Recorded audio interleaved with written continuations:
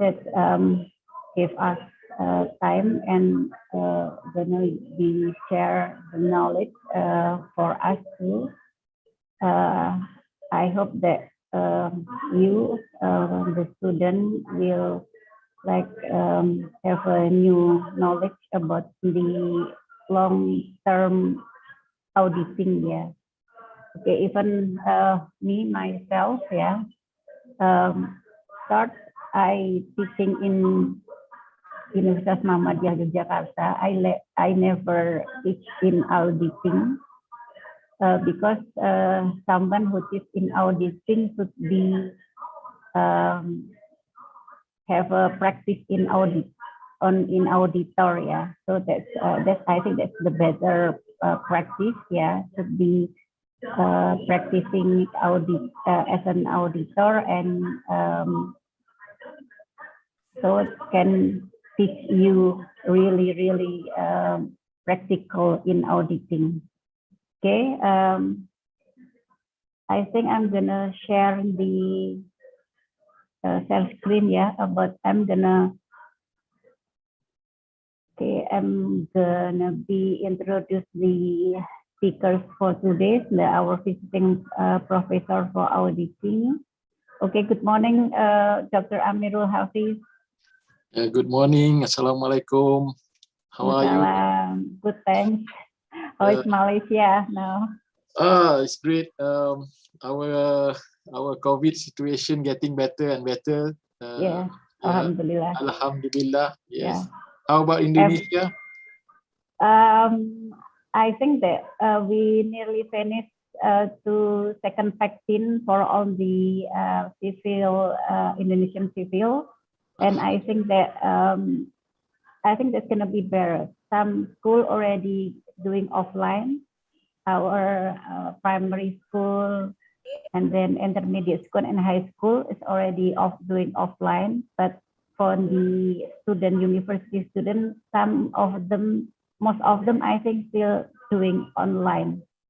So yeah. And office, yeah, some of the office, banking and other office is already doing offline as well. So I hope that stable, yeah, this condition is stable. There's no more muted virus mutation, yeah. So that's we hope for this COVID-19.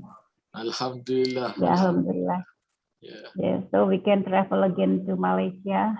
Inshallah. Yeah. Yes, we are very welcome. Yeah. From Indonesia. Because usually we visit UKM, yeah, every year to bring our students to have a look the education environment in Malaysia, comparing in ours, and then send exchange student as well every semester. But now we're just doing virtual exchange, yeah, just doing by online. Yeah. Okay, I think that's I'm gonna introduce you from your CV before we start, Dr. Amirul. Thank you. How can we call you, Dr. Amirul? Yes, or Dr. Amirul. Dr. Amirul. Dr. Amirul. Okay. Yes. Okay. Should I share the screen? Here, yeah.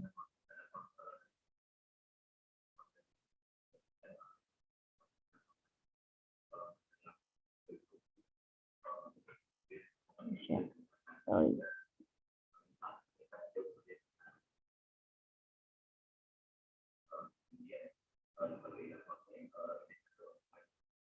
Okay, my PDF bit slow. Okay, everyone in this meeting, my students and everyone who joined this visiting professor this morning, I would like to introduce our visiting professor for today's agenda.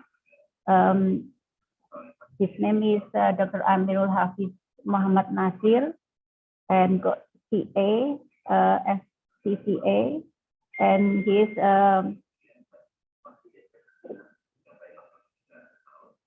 what happened? He's a senior lecturer at the Center for Governance, Resilience, and Accountability Studies of University Kebangsaan Malaysia, or UKM, and he got the Doctor of Philosophy in Deakin University, Melbourne, and have a Master of Science in Accounting from the IIUM in Malaysia, and got Bachelor of Accounting from UKM, Malaysia. Okay, during his studies, Dr. Amirul was a recipient of Deakin University Postgraduate Research Scholarship and have a Golden Key Award and MICTA Best Accounting Graduate and Postgraduate. Sorry, it's too small for me. As a graduate and postgraduate research scholarship, and have a research interest in studying the audit demand and supply, and as an auditor, reporting, audit and financial reporting quality, cash flow, predictability, and Islamic accounting. And then he has authored a book, and written several research papers while teaching auditing and financial accounting for both undergrad and postgraduate level students. Okay. His research has been published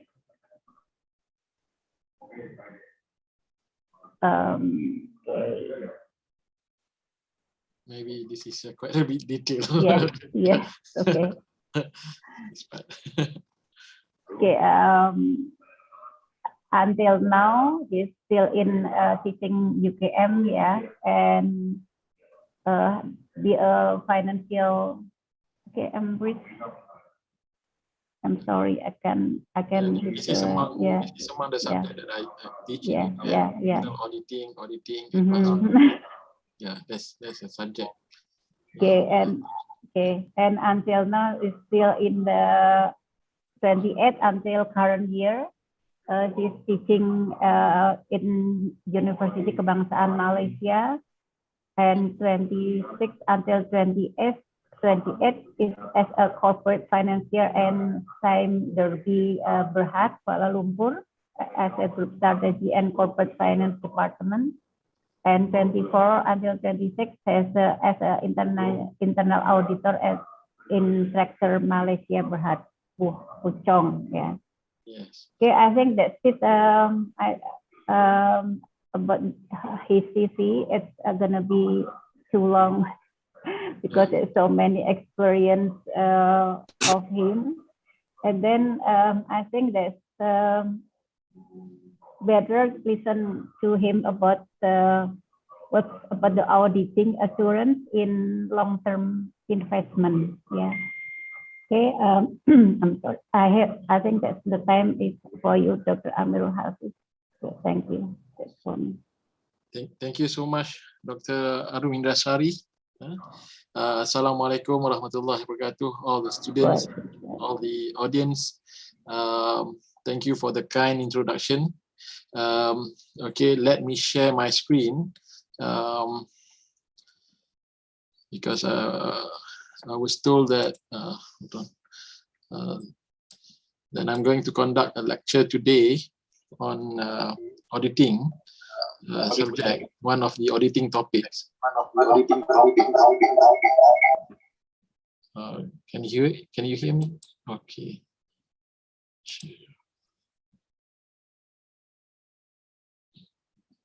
Which slide do you see?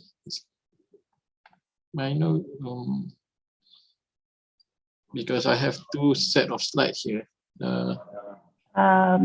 Chapter 15. Yeah, the chapter 15, right? Okay, good. Okay, let me open in presentation mode. Okay. Can you see this in slide presentation or show slideshow mode? Full screen. Okay, that's good.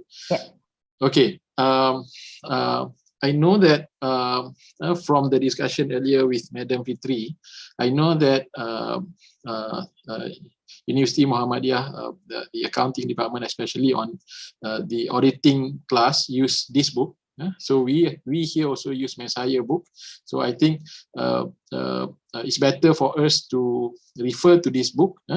And one of the chapters in the book, which I believe one of the topic that you discuss in class is on auditing the financing investing process, focusing on long-term liabilities. Focusing on long-term liabilities, stockholder equities, and also income statement accounts. So it's quite a long discussion, but I try to comprise it into like 1 hour, 1 hour, so that after that we can have like 20 minutes question and answer session. Is that all right? Yeah, thank you.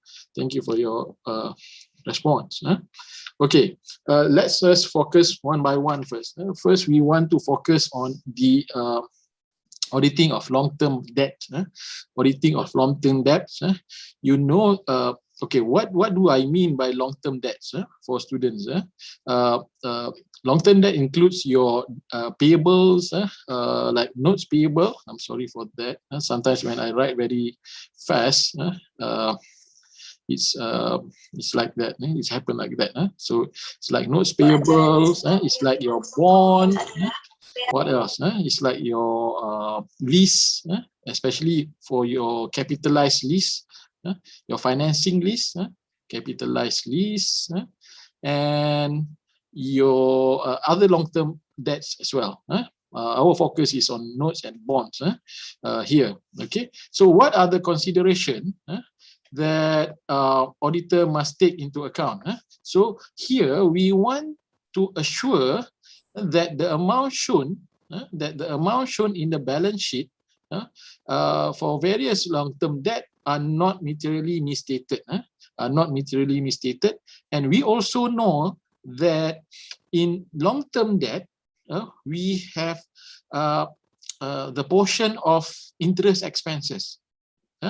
I believe that you have learned in your intermediate accounting, for all the students, you have learned in your intermediate accounting, we call it here intermediate accounting subject, where when we learn about bond, we learn about notes, we have to recognize the interest expense portion, and we also must be able to segregate the long-term debt according to accounting standards. We must also be able to segregate the long-term debt into non-current liability and current liability. Why? Because the current liability is the portion that we are going to pay in the next 12 months. Okay, 12 months. So as auditor, we must ensure that the client recognize the current liability, and this is always sometimes it depends on the accountant that prepare the financial statement. Sometimes they don't realize to account or recognize the 12 months period to recognize as current liability. So because long-term liability is sometimes the number of long-term liability is small, not in terms of the amount, but the number of the debt itself is not that much. So we tend to follow substantive testing only. And if you, I would like to remind you, or I would like to get your attention in terms of or rewind your memory. I think in the auditing subject, in the audit 1 subject, we learn about this, whether to rely or not to rely on internal control. If we rely on internal control, then we might need to focus on internal control. So let me just rewind your memory. For example, in planning, we want to assess whether we can accept the client or not. whether we can accept, whether it is a new client or the existing client. This is the first part when you learn about auditing, is to accept the client. And in order for you to accept, you must assess the client, and you have different assessment for new client and existing client. Okay, and then we get the MA, which is the management account or draft financial statement from your client, and then we start to do the opening balance transfer, or you do the analytical procedures. We do the analytical procedures, and we start to assess the client environment. We start to understand, because when you have the or when you have done the analytical procedures, then it's easier for you to question your client. What are the issues that related to their this is management accounts or unaudited financial statement. After that, we will assess the risk, which is the component of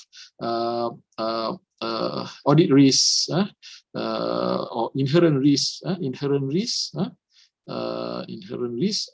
control risk, and plan detection risk.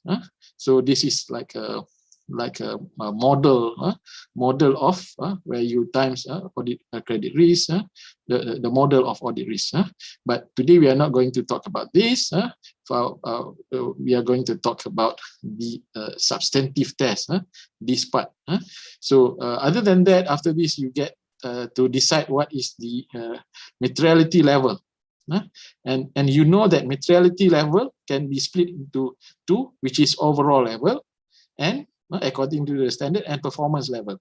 But some audit firms also decide another level of materiality, which is the trivial level. Okay, so and then in terms of and then we are going to look at the internal control system. This is where you start to look at the flowchart. If the flowchart is not available, then the auditor would need to draw the flowchart. And normally it's quite easy if you have done it, let's say one time, then it's easy actually, because it is so important for you to understand the flowchart, so that you understand what the document source and what are the loophole that can financial misstatement can arise. So if you look at the internal control system, and then you have to make a decision whether you want to rely on internal control or not. If you don't want to rely, then we go straight to the substantive test. Okay, but if you would like to rely, this is what we call as reliance strategy. Reliance strategy. Then we will focus on more tests for the test of control, and also after that we should have our final evaluation. We decide whether the internal control is good or not. If the internal control is good, then the number of substantive tests would be lower. If the number of substantive tests would be lower, then the advantage is the audit fee will be lower, because mostly in substantive tests you will get like, if it is more tests, then you will get like or you will need to have a lot of samples here, a lot of samples. Okay, and you do at transaction level, you do at balance level, as well as you do it at the disclosure level. So a lot of work. But for today we are going to focus on not here, I think here, because the number of long-term liability items is normally small, and also equity also small, so not complex. So we mainly focus on substantive tests. So that is the reason why for long-term liabilities and equity, we focus on substantive tests. Okay, I think at the end of your course for auditing, you will learn about completing the audit. This is where you will need to look at the adjusted and non-adjusted event. Why there is adjusted and non-adjusted event? Because the period. You remember that when you come, let's say this is the financial year end, 31st December 2012. When you come to audit, you don't come to audit at and you issue the audit report at 31st December. You probably come, let's say 31st December, let's say 1 week before, you're already in the office, or 1 month before, 1st of December, you already come to the client office to test the control, probably. And then you still do your field work up until, for example, 1st of February, for example, 1st of February.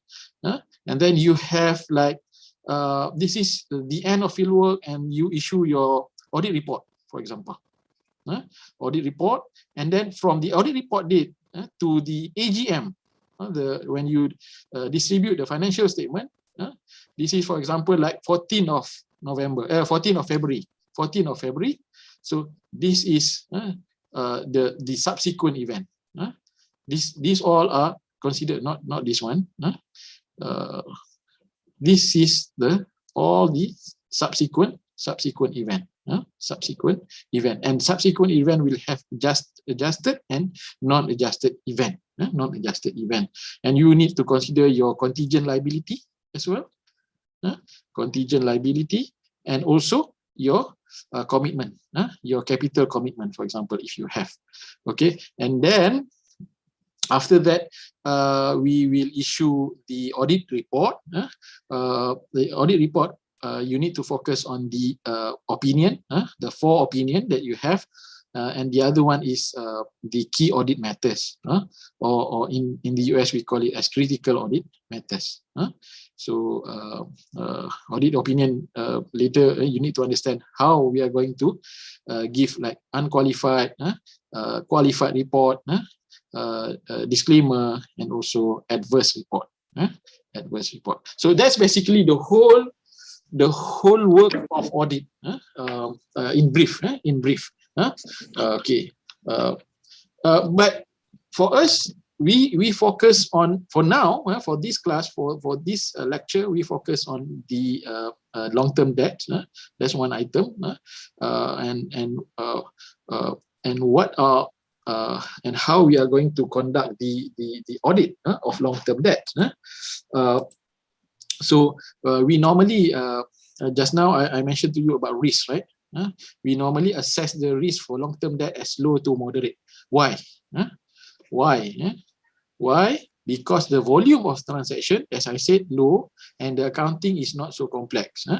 Here we are not referring to like hybrid instrument. No, we are looking at the simple instruments, like just a straightforward bond, not the bond that you can convert to equity, for example. And the entity often receive third-party statements or amortization table. So normally we have like the confirmation. We have confirmation from the registrar, for example. However, if the amount is large, this is particularly for a listed company or financial market, and they have developed more sophisticated, that probably combine both debt and equity. And equity, the inherent risk associated with this instrument is high. But for this lecture, we assume that the volume is low, the accounting is not so complex, so we normally assess it as low to moderate. Okay. What else should I? So this is out of scope of this PPT of this presentation. Okay, when substantive test is followed, auditors still need although still need to understand the inherent or the internal control. So here, why we need to, despite we focus on substantive, we need to understand the internal control. We need to understand the internal control. We need to see what is the assertion given by management and what are the controls that related to this assertion. Okay, so my question is, what are the assertion that will be important in the audit of long-term debt? What do you think management will claim? Assertion is management claims, right? So what do you think? To me, management would claim that, sorry for that. Management would claim that they will have like the transaction is occur or occurrence and also being authorized properly,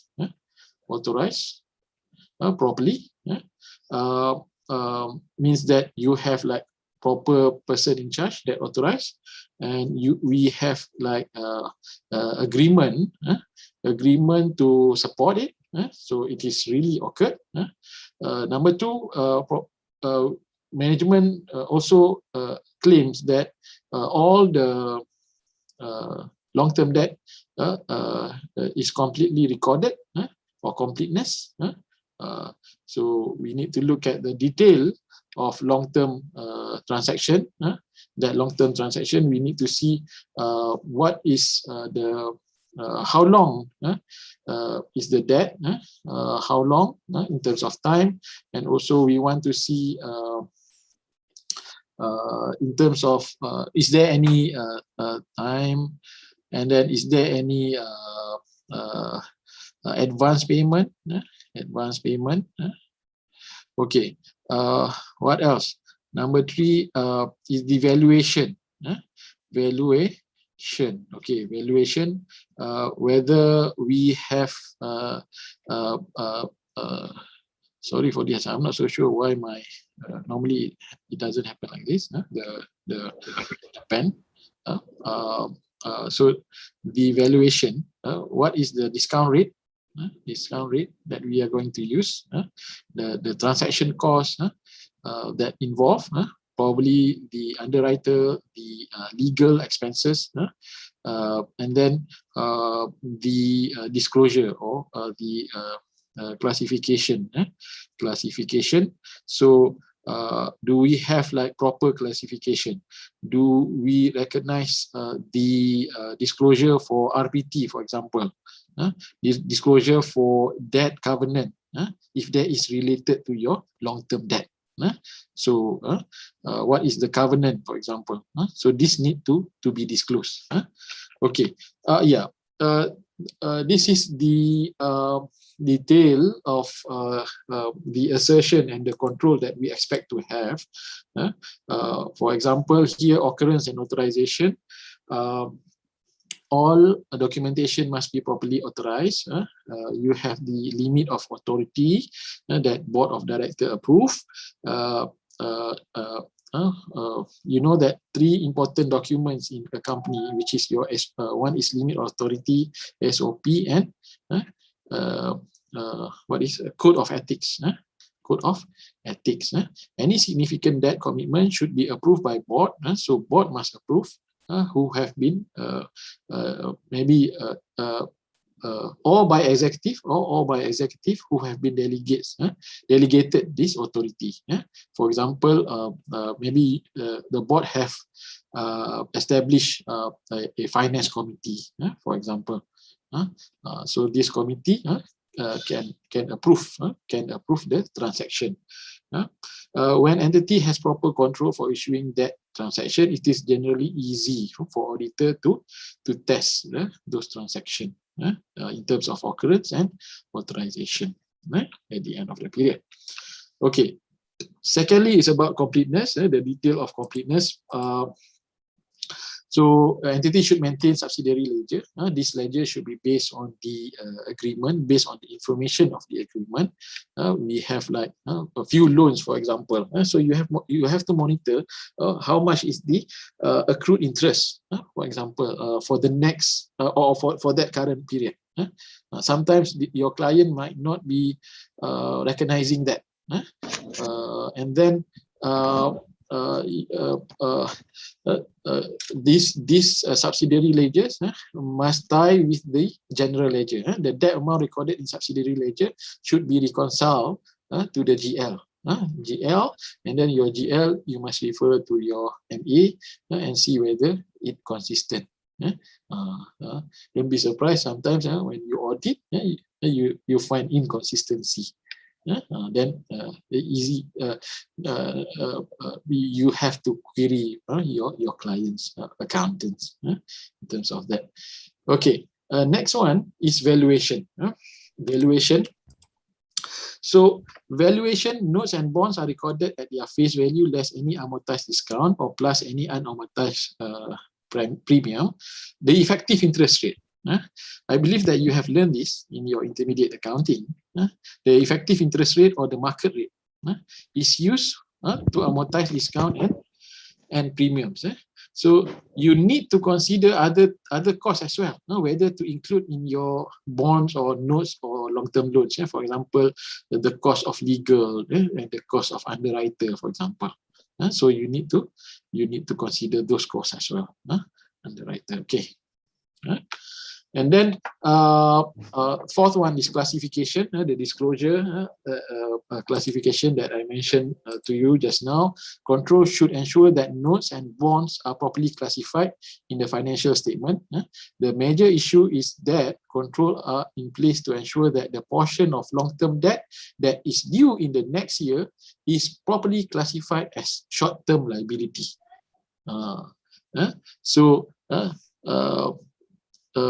Why you need to, because long-term debt, for example, you know that you have like 10 years, 10 years long-term debt. But this is, let's say, the first year, but you need to recognize the short-term portion, means the ones that due in the following year. Why? Because we know that anything that is any debt, that's why we classify like account receivable into a current asset. Why? Because we expect that it will due less than one accounting cycle. So the same thing here. The long-term debt, the portion that is due for within one accounting cycle, and normally it's 12 months, need to be classified or need to be recognized as a short-term liability, and the interest you can accrue the interest for that, because 1 year then you can accrue the interest. So it becomes your current liability already. It becomes your current liability already. Okay, I know it's quite fast because normally I lecture this in 3 hours. I give time for my students to digest it, but you can always look at the recording, I guess, and I hope I can meet the time limit given. I hope. Okay, try my best. Okay, next is the substantive procedures for long-term debts. So what do you do? What do you do? Accounting, the auditor should examine any new debts, new debt agreement, or determine the status of prior debts. So this prior debt refers to probably your existing client, existing client, and also a new client, but have like a prior debts. But existing client is easier because you already verified the occurrence and the authorization of the debt, But for existing client, for new client, then you need to verify that, and we need to make sure that the client serve the debt without miss. That the client serve the debt Why we need to make sure the clients can serve the debt without miss, so that from there we can assess the going concern status. From there we can also assess the going concern status. And normally we send confirmation. We send confirmation balance, particularly like the loan that we get for bonds and for listed company. Probably we send to their registrar to get like something like bond verification. But loan normally we can send to the banks, and I will show you later. In Malaysia here, we have, and I believe in Indonesia they also have automated system, to send your confirmation, and I will show the screenshot later. Okay. What else? Analytical procedure are useful. It's very useful because the direct relationship between interest expense and the amount of long-term debt. Okay, analytical procedure, you do this 3 times, but in practice I do it 2 times during the acceptance, during the planning, and also during the at the end of my audit, at the end of my audit. But why is it very useful? Because we can test for completeness. How? Because not completeness. We can test for accuracy. We can test for accuracy, not completeness. Completeness you need to question or inquire, but accuracy, because we can estimate how much is the interest expense by multiplying 12 months with the interest, and your loan balance, and your interest rate, and the interest rate, average interest rate for the year, average interest rate. So is it reasonable? Is it reasonable? Is it the interest recorded is reasonable? So, and then compare your estimates with GL, with your general ledger. So from there you can have the reasonable test, reasonableness test. In terms of completeness, since I'm talking about completeness just now, to make sure that all the debt is accounted for in the financial statement, what you need to do is you need to ask. It's quite difficult. It's quite difficult, but you need to ask the client. Normally we ask. This is a top-down approach. So we ask the manager first. So we want to assess whether there are any pressure for them to hide, for example, or any other incentive for them to hide the debt, for example. So from there we can, is there any chances that they don't report? Why? So from the interview, from the inquiries, we know probably, because for example, in one of my experience, this is SMEs. So it is a new startup. The owner is a doctor. The owner is a doctor, so she don't know about accounting that much. So what happened is she have actually incurred a higher purchase without knowing that it is a higher purchase. She paid it using her own, using not company, their own money, their own money, and then what they do is what the accountant is not aware about it. The accountant is not aware about it. So when I asked the doctor, the medical doctor, and she revealed it, so that, oh, okay, that is one of your that is, I say, one of your debt. We should recognize it. So that's what happened. So for completeness, we normally ask the client. We normally ask the client. Okay, these are the substantive procedures. What do we focus when we audit the debtors, the long-term debt? So here, for example, what are the documents that you need is here is we need to see if there is any agreement. You need to read. I always remind my students that accounting is not only calculation, but more importantly is reading. Actually, we need to read agreement, we need to read minutes, and see whether there are any approval of new lending agreements. This is for transaction, for substantive test. Remember just now I mentioned about substantive test. You need to do at transaction level, at balance level, and also at disclosure level. So this is for you to test the occurrence that it will really happen. How about completeness? So we want to see any source document. Is there the source document and the general ledger, whether it ties?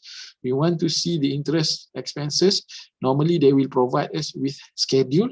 So we probably want to recalculate or recheck whether they use the formula is correct. We want to see the notes paid or renewed after the balance sheet date, because we want to see is there any unrecorded liabilities. You can ask as well. Any contracts, especially in terms of lease, whether it is an operating or finance lease. For authorization, we want to see minutes. Is there any proper authorization for to execute the debt? In terms of accuracy, we want to see the money that you receive and also the payment that you made. Cut off, normally cut off, we look at the activity for a few days before and after year end. So are those transactions included in the proper period? Those transactions included in the proper period. Classification. We want to trace the date and due dates so that we know the difference between long-term and current debt. As I mentioned earlier, that 12-month period should be accounted as current year, current debts. And presentation, we want to review the disclosure checklist that provided. What need to be disclosed by the IAS, by the International Accounting Standards. In Malaysia, we call it MFRS, Malaysian Financial Reporting Standards. So secondly, test of detail for account balances. So what do we do normally? We confirm we send confirmation. I will show you a snapshot from the screenshot from the internet, what our auto confirmation look like. This is to confirm the year-end balance, whether the correct balance or not. Why? Sometimes your client will pay more than the scheduled payment needs. So this is to confirm the balance. And then for rights and obligation, we look at the agreement. Again, normally in your working papers, you need to extract certain information from the agreement. Okay, so that's what happened in your audit work later. When you work for completeness, you need to look at the analysis and then agree total to the GL. This analysis also, you have to split all the items and the notes, not the notes, the item, the sub ledger, and then that it must be full schedule and agree to the total general ledger. Bank confirmation, and then request for confirmation, request for and you need to inquire management about off balance sheet. Off balance sheet, what does it mean? Off balance sheet. Off balance sheet means that any loans that incurred by you that is not recognized or that is not consolidated. I can say Enron is a classic case where they establish SPV or special purpose vehicle. This special purpose vehicle get loan, and Enron said that according to accounting standard, this SPV should not be consolidated, which is correct based on accounting standard. But the mistake that they do is actually Enron guarantee the loan. So if they guarantee the loan, if you remember about IFRS 3, business combination. Business combination, you should reconcile the entity below you if you have control. If you have controls, not based on percentage. So the guarantee means that you have control. Therefore, you should reconcile the SPV, including the loans. Consolidate. You should consolidate the loan in your accounts. So this is off balance sheet. Means in Enron balance sheet there is no loan. So it shows like a good cash cow company. And then what else? See at the minutes, meeting minutes. Read it. And then you will know about any debt-related activities. Okay, this is furthermore the test of account balances. For accuracy, you need to see the new agreement recorded at proper value. Confirm again the outstanding balance for accuracy, okay, and valuation and allocation, and verify computation and see whether recompute. And in terms of classification, obtain analysis of the notes and agrees to the total GL, whether you classify correctly or not, whether you classify according to the current liability and the non-current liability. The 12 months, the 12 months outstanding, and further 12 months outstanding. And then examine analysis of lease liability for proper classification, because we know that some of the company use like operating lease and classify it as financing lease. And for disclosure, look at the disclosure checklist based on the accounting standards, and you must review for loan contract restriction, the restrictive loan covenants. For example, you need to have like a certain level of ROA. This is crucial. Because sometimes to fulfill the covenants, fraud can happen here. Or for example, retained earnings. Is there any restriction to distribute dividend from retained earnings imposed by the loan provider? So read the agreement, read the contracts, and you will find this. And this is crucial because fraud can happen. Because your client sometimes try to fulfill the covenants by inflating, I don't know, later probably revenue or something, or deflating or reducing your loan or increasing your asset, for example, because they want to fulfill the covenant. Okay, this is what I want to show you. The e-confirm system in Malaysia that we have, that link with the Malaysian Institute of Accountant as well. So you have to register, for all our audit firms, they will register with MIA, the Malaysian Institute of Accountant is the regulatory body, and then the link for e-confirm is available in MIA website as well. So they for companies, for e-confirm to confirm that it is an actual audit firm. It is an actual audit firm. So they have link with the MIA, and then you send it. You just. My experience is I upload the authorization letter from client, because client need to authorize for us to ask for the balance confirmation, and then the bank will notify us through email, and we check back in the e-confirm system, and we can download the confirmation. And the cost is much cheaper compared to when we do like we send a letter. So not all banks, not all financing house or credit facilities, but I think it's really helpful. It at least it fastened the process. But I think this is for now for Malaysian bank, I think, not yet for overseas bank. I need to check back with e-confirm.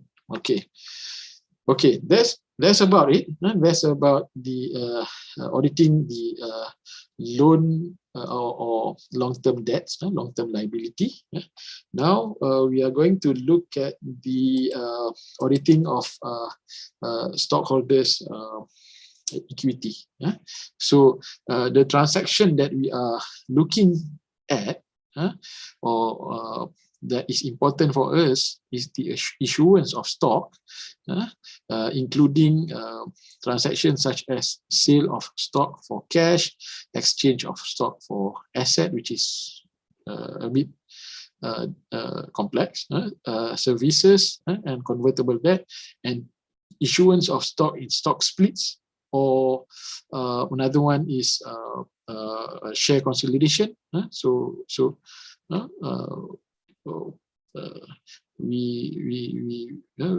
We give particular attention to this issuance of stock issues and repurchase of stock in Malaysia for both reacquisition and retirement of stock. Retirement,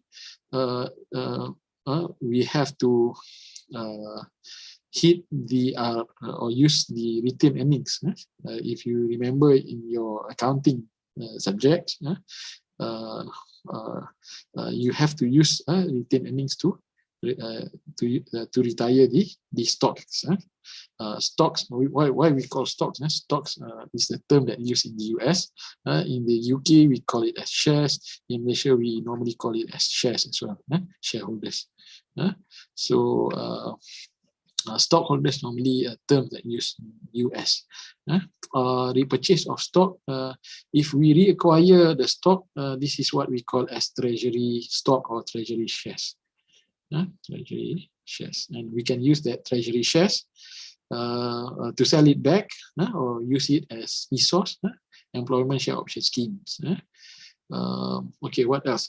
And then the payment of dividends, including cash or share dividend or stock dividend. So again, the strategy that we use a substantive strategy. Why?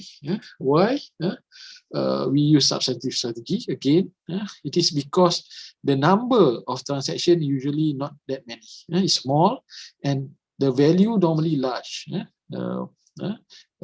So easy for us to test all substantive strategy. And you know that, for example, high value item. And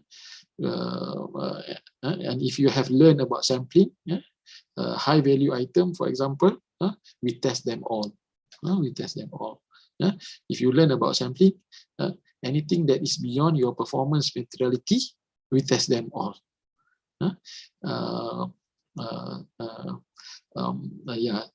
think the sampling part should have another lecture because how to calculate what is the materiality level. That's determine your sample. Okay, the auditor must still understand the type of control. Although we pursue substantive strategy, but the auditor must still understand the controls in order to prevent misstatement of equity transaction. And normally for large and publicly traded company, they use registrar. Even small company or SMEs also use COSEC, company secretary. So it is quite easy to do audit in terms of stockholder security, because all these items can be confirmed with registrar or the agent or company secretary, COSEC. So all we need is to ask them about the to give us a copy of annual reports, annual returns, annual return. And also relevant forms, then we can fulfill what we call as statutory audit to validate the stockholders' equity item.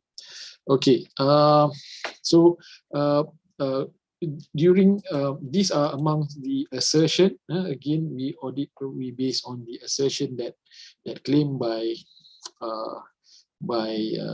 the company, the management. So we look at the whether the stocks are valid and comply with charter, are comply with the regulatory requirements, are comply with the and it's really reflect in your so plus regulatory requirement and plus it is really reflected in the stockholder ledger. Okay, for accuracy, we want it to be properly posted and summarized in the accounting records. We want to reconcile those record with an outstanding shares or outstanding shares that haven't been sold, and then what else here? Outstanding shares. For authorization, we want to know whether the transaction have been properly approved. How we can get, or where is the source to know that the transaction have been properly approved? Again, this you can read from the minutes of meeting. Normally, the director will discuss this and decide. And then, in terms of valuation, we want to verify that stock and dividend have been properly valued. We probably do the recomputation.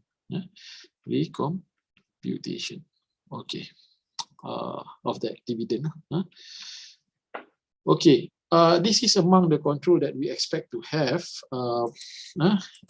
This is in the case of the company manage or have used or use its own staff to manage the stock, which is very rare for me. The individual responsible for issuing, transferring, and cancelling should not have any accounting responsibility. So again, who responsible in maintaining the detailed record should be independent of maintaining the GL. Individual who responsible maintaining the detailed record also should also not process the cash receipt or disbursement. Appropriate segregation of duty to establish between those who prepare, who record, who signing, and who mailing the dividend checks. This is for the company who manage its own recording of shares. It is not possible to segregate duty between personnel due to personnel shortage, compensating management. Okay, so if there is a personnel shortage, management review control should be in place. Management review control should be in place. Although I think the best way, and normally they engage with the company secretary. Okay. Not that much. Let me see the time. I think I have like 10 minutes more or 7 minutes more. Yeah, try to finish it in 10 minutes. Okay, this is the assertion. We need to make sure that the transaction is really occurred and complete. So what we can do if we use outside agent, company secretary or registrar, we can confirm with them easy. We can send confirmation.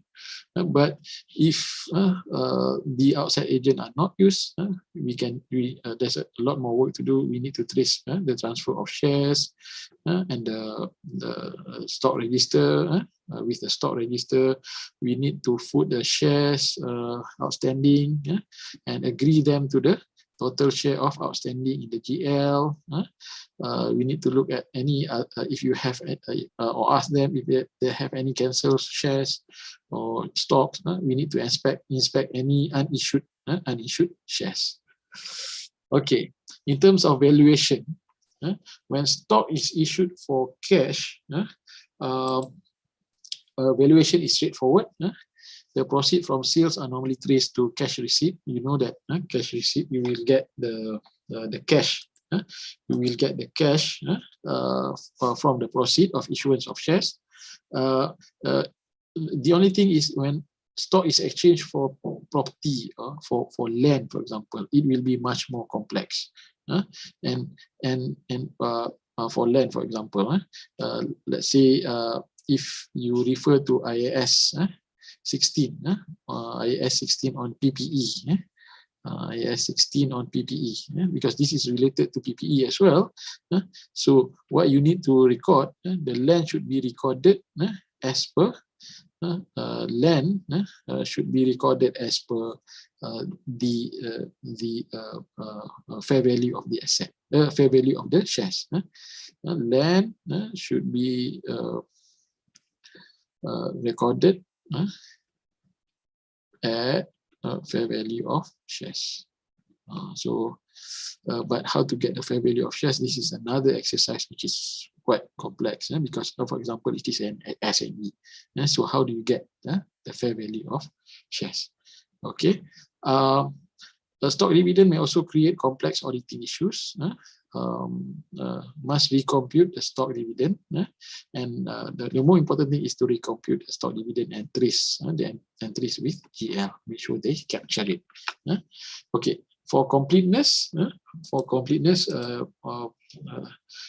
you need to completeness in terms of disclosure. You need to disclose number of shares authorized, issued, and outstanding. Any calls, put, call, any preference stock, any stock option, any just now I mentioned about restriction on retained earnings and dividend, where you cannot distribute the dividend imposed by the loan provider, or this one, any completed or pending incomplete transaction that may affect a stockholder's equity. Okay, in terms of dividends, all dividends declared and paid will be audited because concern of violation of corporate regulation or debt governance. So if normally we have the registrar to keep the recording, we need to confirm the amount disbursed, and we need to make sure that the amount agree with the amount authorized by board of directors. So from the agent or registrar, when an independent agent is not used, we probably need to recompute the amount of dividend authorized and trace the amount with the cash disbursement in the case of own companies, for example. Okay, this is another part of equity is retained earnings. Retained earnings normally, under normal circumstances, retained earnings are affected by current year income. We know that the current year income. The major exception when there's not much issues, except probably if there is any like debt restriction to distribute retained earnings as dividend, for example, because we normally use retained earnings to distribute our dividend. Other than that, include prior year adjustment, any errors or stock retirements that we might use retained earnings to because we want to to reduce the size of our stock and changes in appropriate retained earnings. Okay, I have like 1 minute. I think give me probably another 5 minutes probably, and then I'll finish. So this is revenue. Revenue is often one of the largest account. It is important driver for company operating result. When we audit revenue,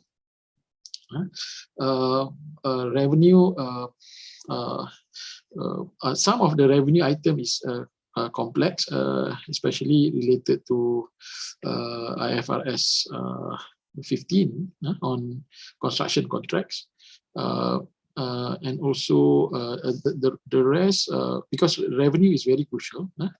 The rest we can refer to IAS 18. The revenue is very crucial because we don't want because there is a very high fraud risk. There's probably money laundering happen here. Money laundering. And revenue because some warranties, so we need to do it for some estimation. The construction contract also involve an estimation. So basically, revenue is the largest accounts in the financial statement. But what should I say? The revenue is actually is come from. I think we can skip this. Substantive procedures. These are all the substantive procedures that you need to look at the revenue. We look at the testing of control. We look at the testing of balance sheet. And then the analytical procedures, and then we look at the selected income statement accounts.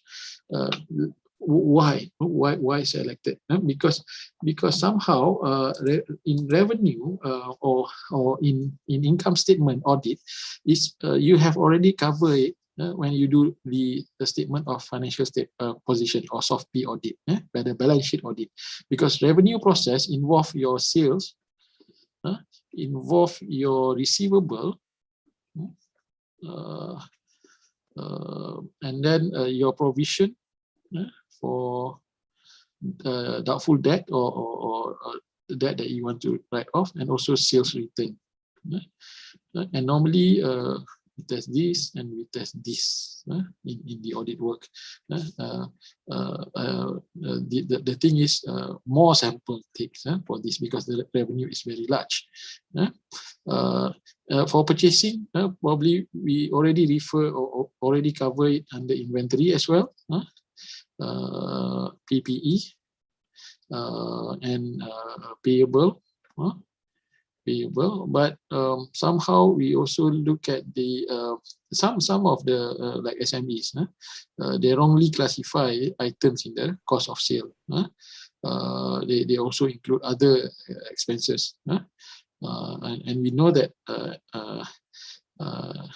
IAS2 on inventory.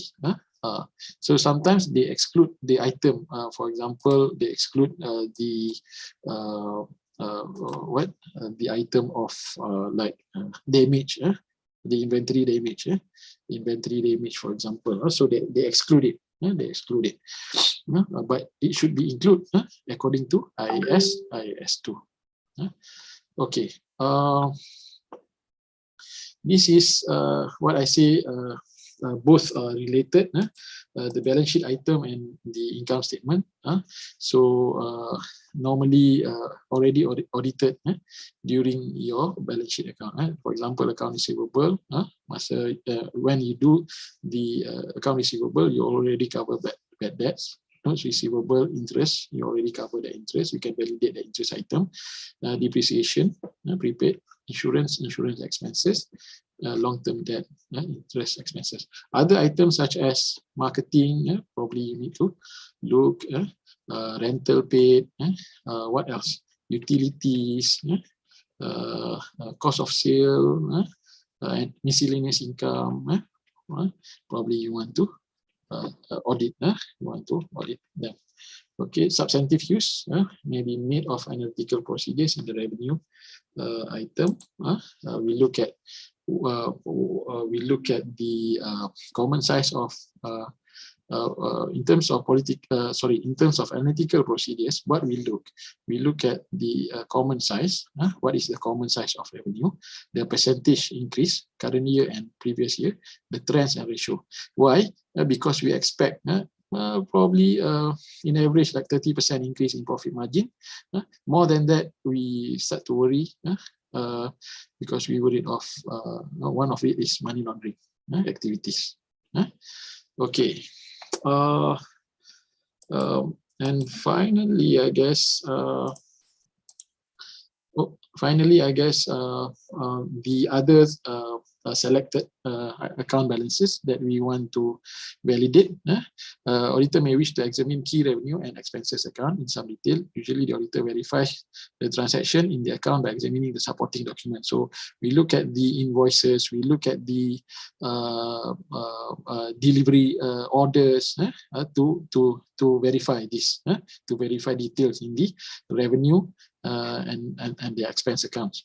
So account audited in this manner may be related to income tax. Normally they worry about income tax, include items such as legal and audit expenses, which is not deductible. So traveling and entertainment, we verify them. Charitable contribution, see whether those charitable contribution can be deductible or not. And other income expenses, as I mentioned before. So in summary, I would say that these are three important areas. One is the long-term liabilities. Second is stockholders' equities and income statement items. Very important areas. The thing is, when you do it, then you will see. And now I think you can also see that other area that you have studied before, for example, your accounting, your financial accounting, your tax is also applicable in doing audit. So that is all for me.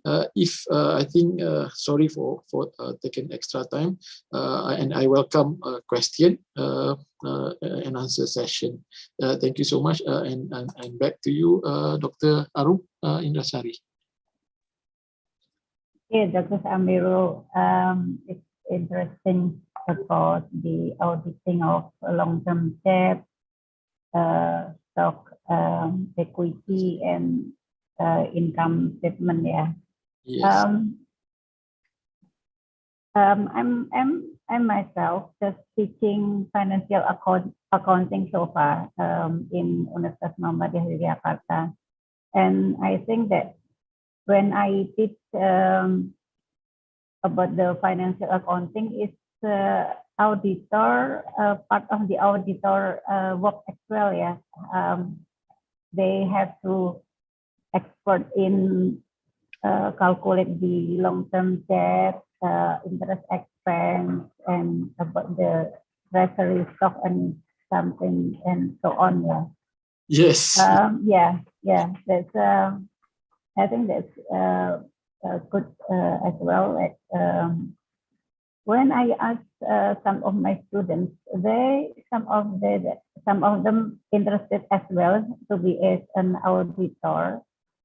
And then I told them, if you like to find others mistake, so that be an auditor. Because you know that as an auditor, you have to find a mistake, right? That like we have to find a mistake or financial accounting as well. Okay. Is there any question from my students here? You can ask maybe in Bahasa Indonesia, because it's the same Malay and Indonesian. Yes. You can ask in Indonesia language. No problem. Boleh saja, insyaAllah. Yeah. Okay, any question, guys? Before, if there's no question from my students, do you have any experience auditing the company that maybe they hide some of the long-term debt from their financial statement? Okay. Dr. Amirul. From my experience, normally they don't hide because it's easy to trace. Because when you send the confirmation, especially using the confirmation system, normally bank will reveal. But some of the companies, especially those new startup, those who do not have their own accountants, they normally sometimes they engage with other company to become their accountants. They engage with we call here as management services companies. Management services company. So the management services company provides secretarial services, tax services, as well as accounting services. So those companies, because they do these accounting services, sometimes they don't capture those debts that is not realized or not being informed by the owner. Sometimes the owner do not realize that they have entered into long-term liabilities. In my case, I found one when they bought a machine. The company bought a machine in hire purchase terms. In hire purchase term for a few years, and they pay by their own, the director own money. And then when I asked the director, then only the director informed me that, oh, they have one more machine. I said, how do you pay this machine? With our own money? That's one thing. But how do I trace it? I trace it based on in their prepaid accounts. They have like a deposit there. So I asked them, what's this deposit for? They said, first they said it's for rental, and then I trace back to the rental agreement. Said it's not tied with the rental agreement. The rental said that okay, three months deposit. So when I recompute the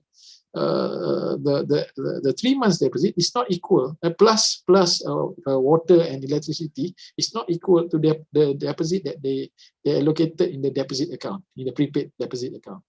So I asked again. Oh, they said, oh, they remember that this is for deposit for that machine, and that machine is not yet in the office.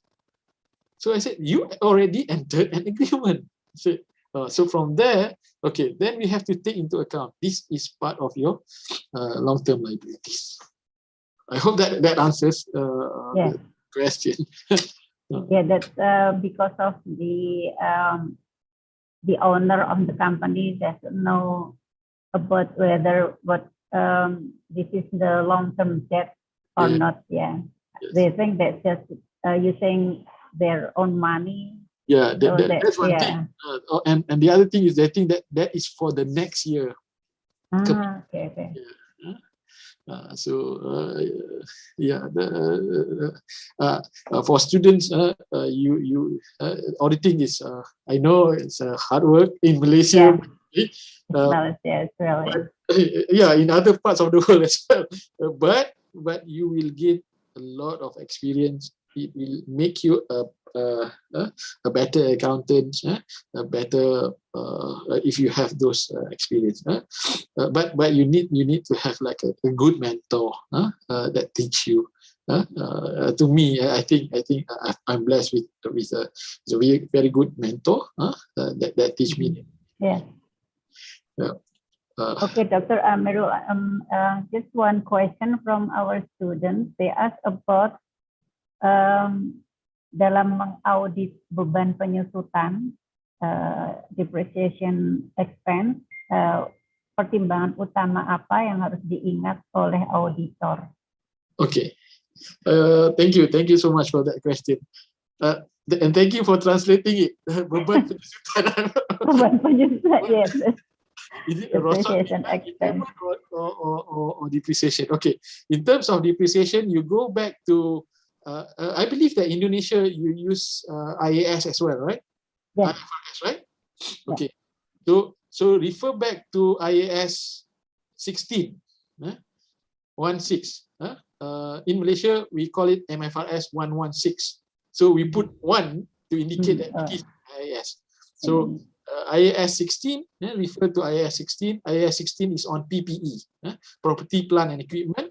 Inside there, the property, plant, equipment, the depreciation, there's a section on depreciation where depreciation need to reflect the useful life of the machine or of the PPE. Okay, the useful life. There's a lot of items there. Okay, for example, I give you in terms of land and building, you should split land and building. You cannot recognize land and building as one item, because land do not have depreciation, but building have depreciation. And how do you depreciate it? Yes, it will be based on the useful the remaining useful life. The remaining useful life. For example, you have like 20 years more. And what method that you need to use? Yeah, you can use like straight line methods or weighted average or weighted average, straight line methods. I don't remember the other ones. Sorry. There's 3 methods used. So straight line method, weighted average, or the percentage, I think. But what if in that building you have an excavator or lift, and you repair that lift, and that lift increase the useful life of the building, for example. If you don't separate the lift and building, if you combine together. There will be another discussion on that. How you are going to beban penyusutan. You recognize the beban penyusutan or depreciation for that. How do you want to calculate the useful life after that? See how long that you can extend the useful life. See how much is the additional. Okay, that lift, if it involve major maintenance, if it involve like year by year maintenance, that one you cannot recognize or you cannot capitalize it as the building or the PPE. That one you have to expense off. So refer back to IAS 16. The IAS 16 explains how you are going to depreciate, and what if there is additional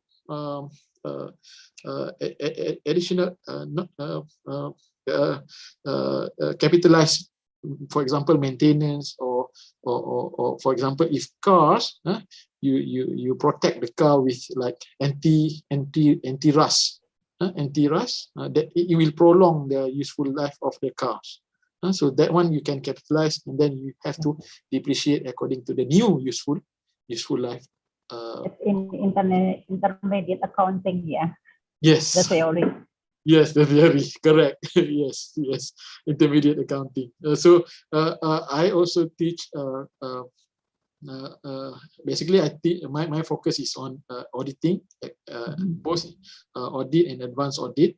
But I also teach consolidation, advanced accounting, and also intermediate accounting. And I think it's very important for me to teach audit. Yeah. Yeah, because this type of question will comes from students. Yeah. Okay. Okay, thanks, Dr. Amirul. I hope that Husnul Khotimah, yeah, the student who asked the question, already answer your question. Even this, your question is like very broad, yeah. It's, it's very broad. So there's many parts of the depreciation expense. I think just about the rate, about the base of depreciation, and there's many in theory, yeah, in intermediate accounting. I think that when you learn how to calculate the depreciation expense, maybe you and then you can remember how to audit, about the PPE. Okay, I think that the time is already up for our this meeting, Dr. Amirul, Hafiz. I don't have to make the conclusion about this topic, yeah. This about the auditing of the long-term debt, stock equity, and income statement. I hope that we can see in another time. Inshallah. Yeah. Say my regret to Prof. Noradipa. Yeah. Because it's actually we really close each other. We do the joint research together last year and this year as well. Okay, then I think that we contact you from her, yeah. We find Dr. Amirul from I think Prof. Noradipa. Yeah, Dr. Noradipa already mentioned to me that she always went to Muhammadiyah University one time to teach. I'm not so sure, but for financial accounting, I think. Financial accounting. Yeah. And then and then I got it. I got this opportunity from our head of department, Dr. Mara, and I believe that he gets it from Dr. Noradipa, which is very good. I like to teach. I like to lecture. I like to share my knowledge with students. Thank you so much, and I hope that please, if you have this kind of, I think it's every year, right? You have this. Every semester. Okay. Yes, very good. Okay, thanks, Dr. Amirul, for your time. You're welcome. We really appreciate it, and I think that's this is my job for at the moment as a moderator. I'll give you back the time for you, Isi, as a master of ceremony. Thanks very much again for you. Thank you, Dr. Arum. Thank you so much. All right, thank you very much to Dr. Amirul Hafiz Muhammad Nasir for the attractive material. Hopefully it can help the audience to have a better understanding on auditing long-term liabilities, stockholders, equity, and income statement account. And thank you very much also to Ms. Arum as the moderator who has guided today's discussion more clearly. Now it is turning to the last agenda, which is closing. As Master of Ceremony, I do apologize for any mistakes during this event. Finally, I would like to say thank you very much to everyone who already involved in this agenda. But before leaving this event, kindly please everyone to turning on your camera because we want to take a picture together.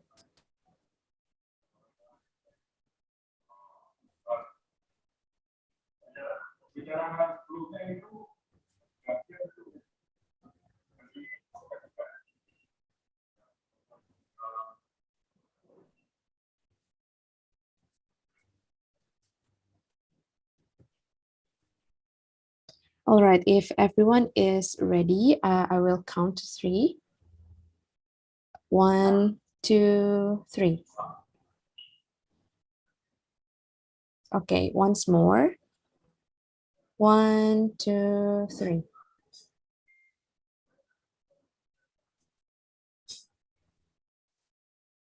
Okay. Is that enough for the staff who already take this picture?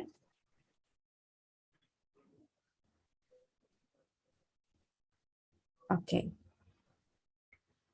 All right. Thank you so much for all the participants and who everyone involved in this event. Thank you for joining this event. See you on the next agenda. Wassalamualaikum warahmatullahi wabarakatuh. Waalaikumsalam warahmatullahi wabarakatuh.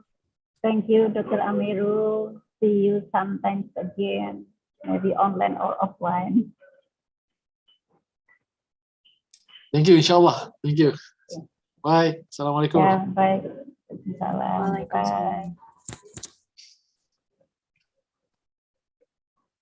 Ibu Oviana. Yes, Miss. Thank you. Ya, makasih banyak ya. Thanks everyone. Assalamualaikum. Waalaikumsalam. Waalaikumsalam. Laili. Bye. Bye, Miss. Thank you. Okay. Bye, Miss.